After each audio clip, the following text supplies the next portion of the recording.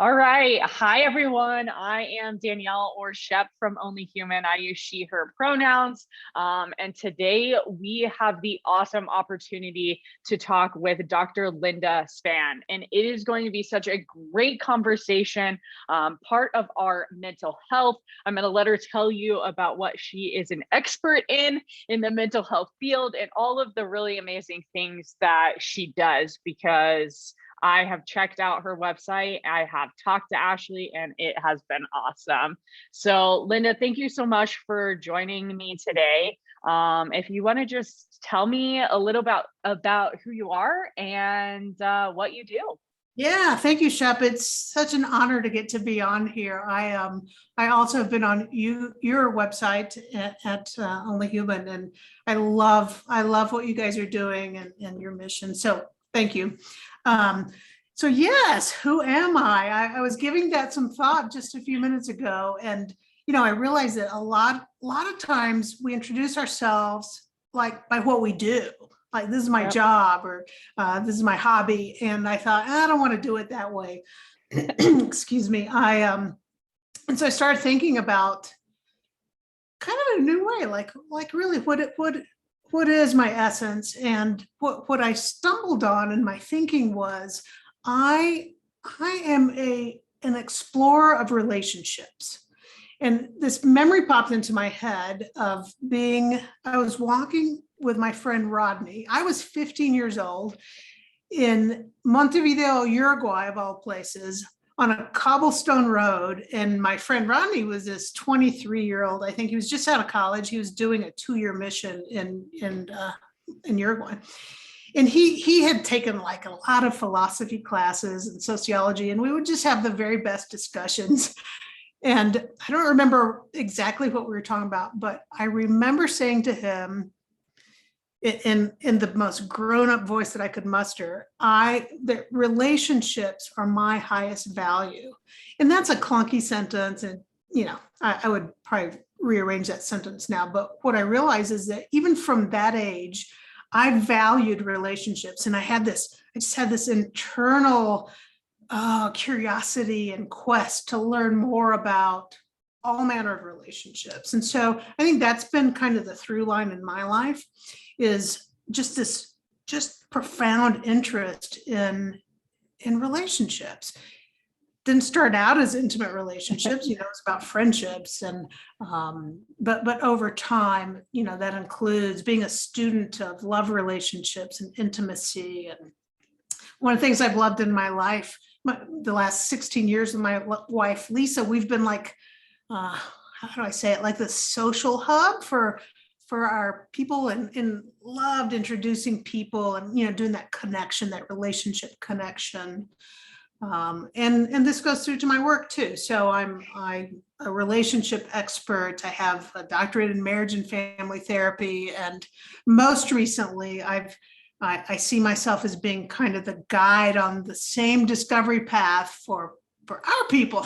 I'm a lesbian, and so I'm just so thrilled to have gotten to a place where I have just, I don't know, it's just a joyful opportunity to help queer people, lesbian couples, bisexual women who love women, to really figure out the path to having amazing, thriving relationships. So that's what I want to share about who I am.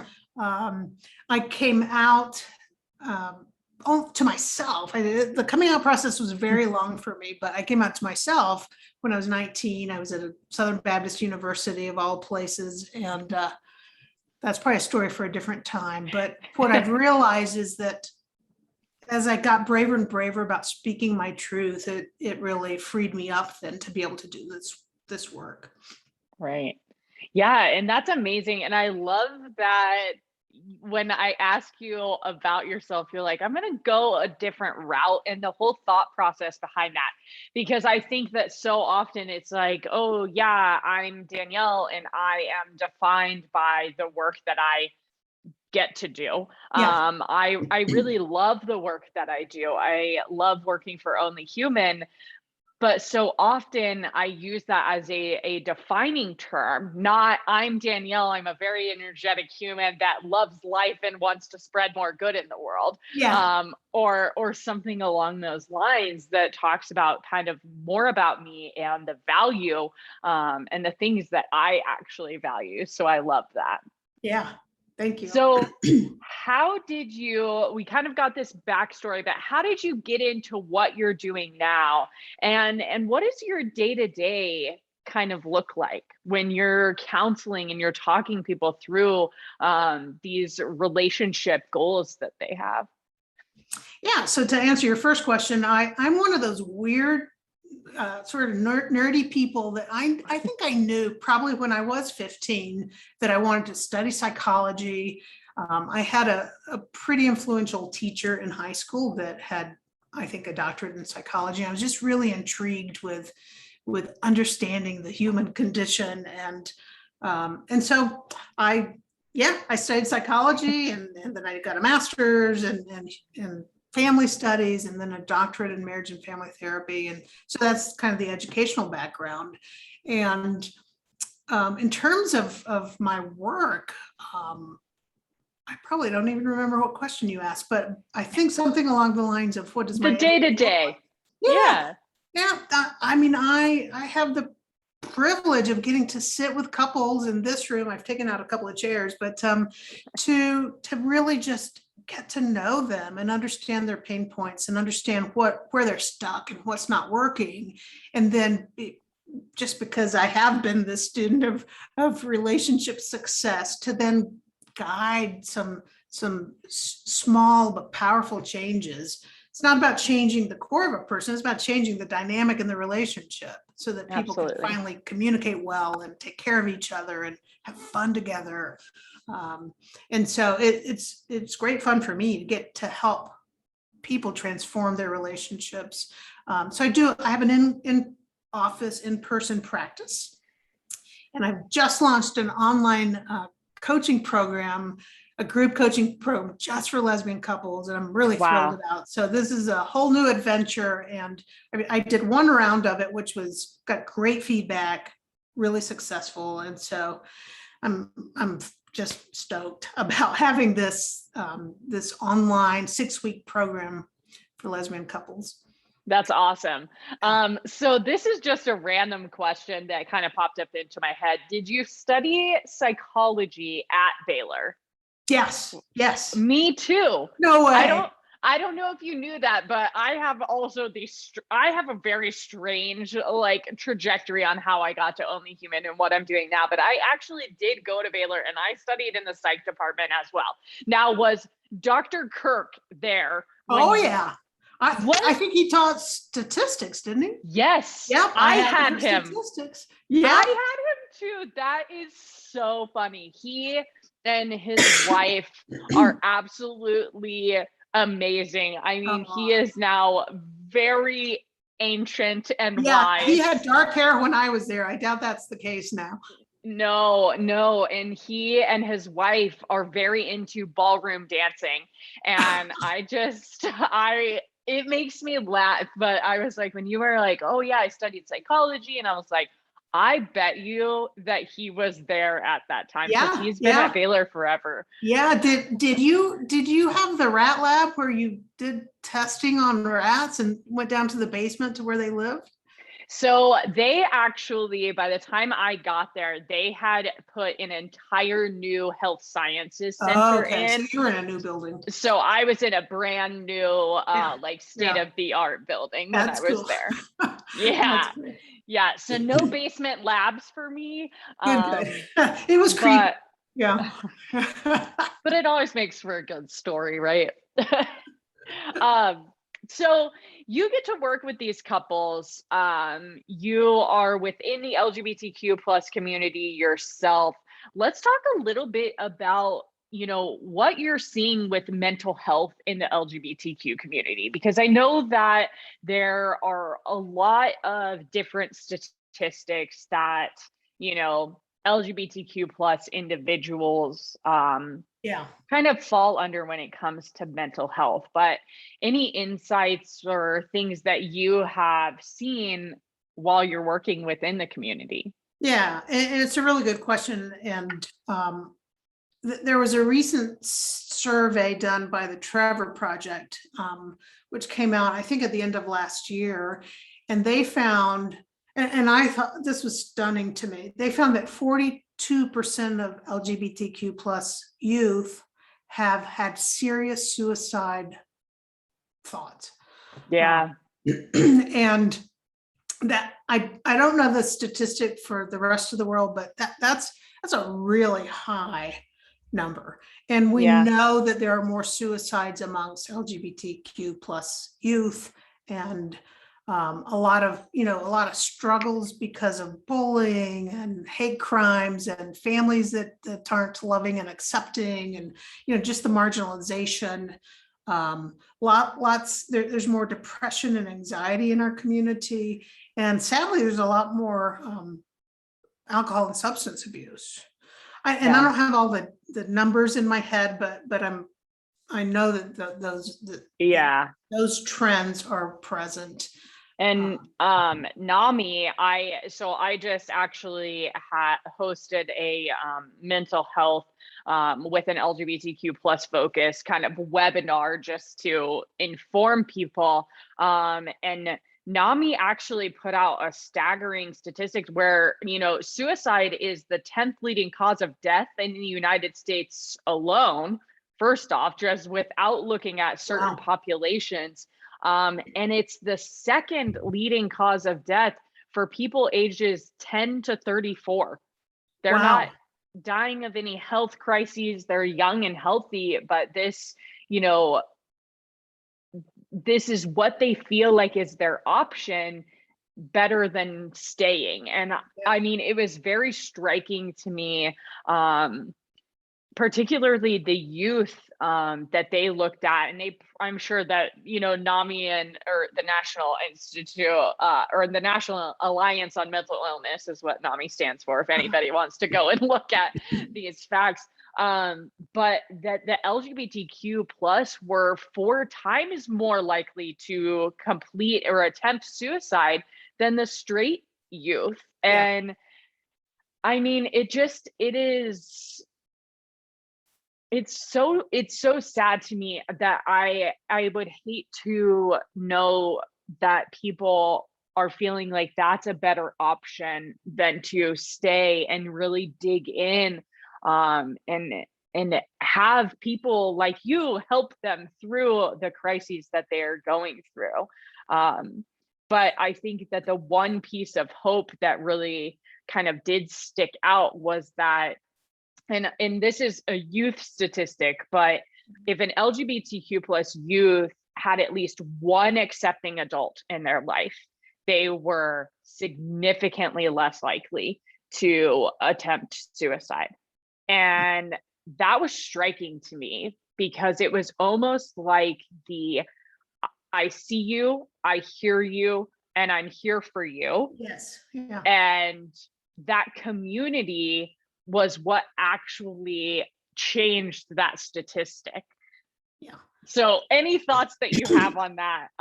Yeah, no, I love hearing that. And I think there's two prongs that humans have to really make a commitment to for our youth.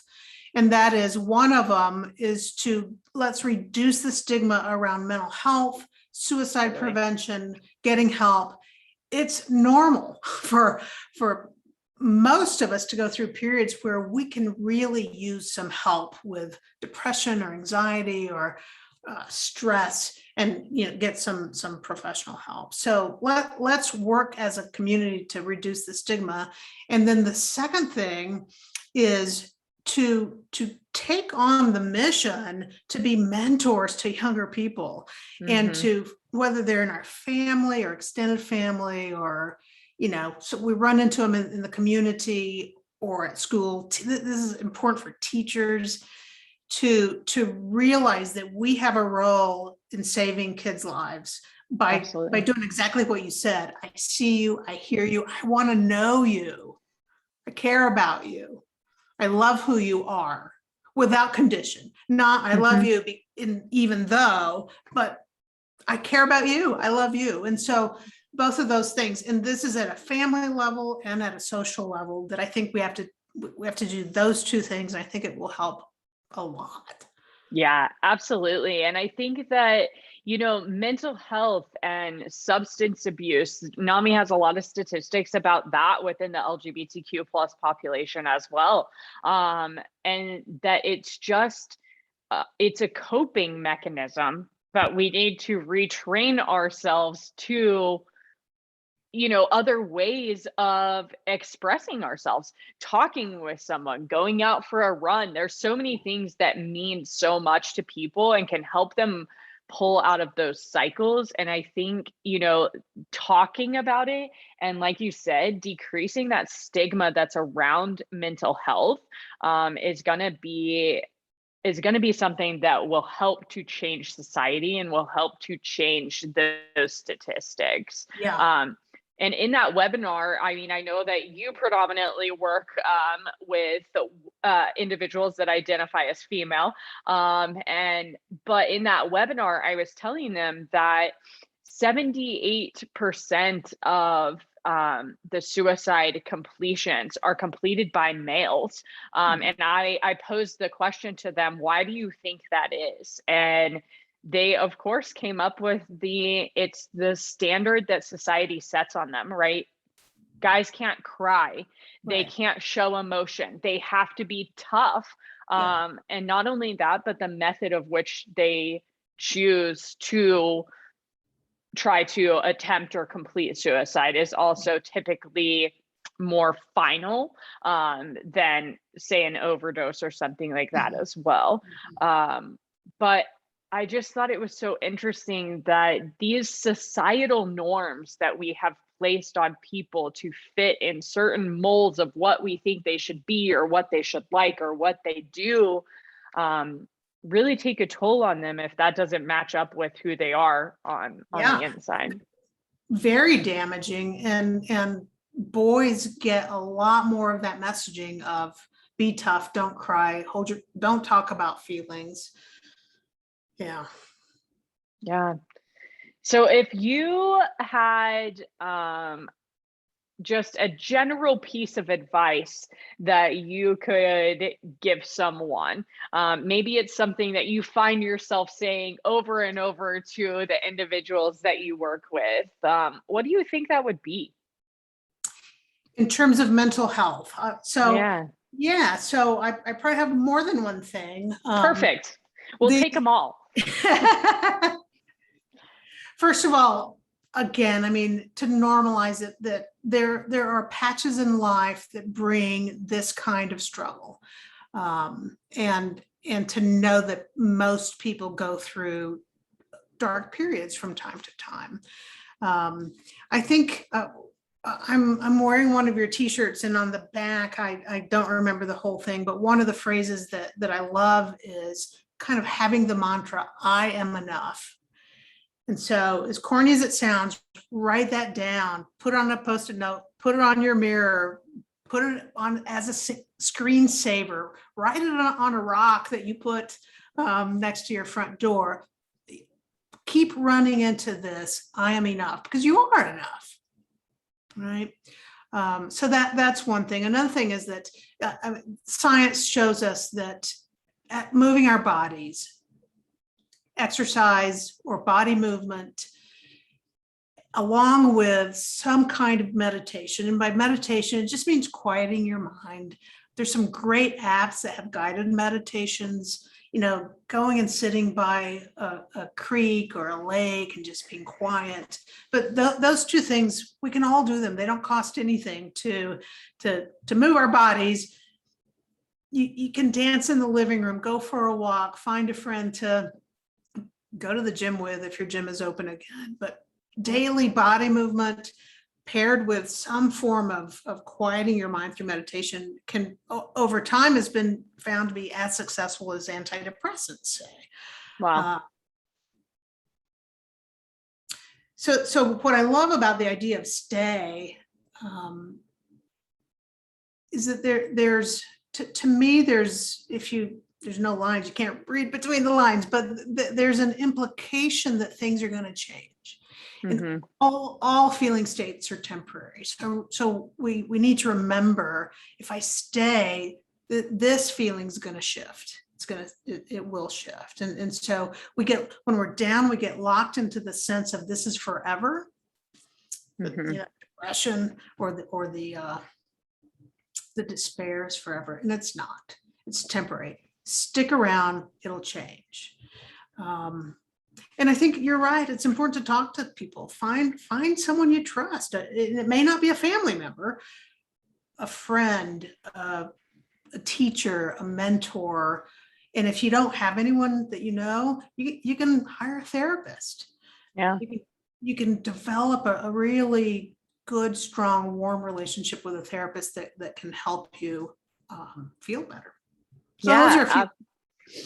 I love that. And I love this, just the get away from the stigma of mental health. And I think that is one of the things that our nonprofit partner is really working on. So the JED Foundation focuses on college and high school campuses, where they create a safe space and give coaching guides to how you have these conversations about mental health and how it's okay to not be okay. And I love that about this campaign too, because we talk about our messaging is words matter.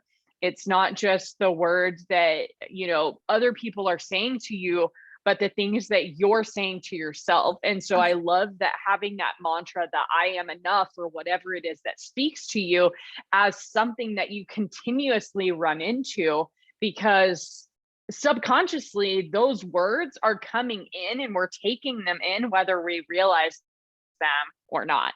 And those messages really are super important to us as well.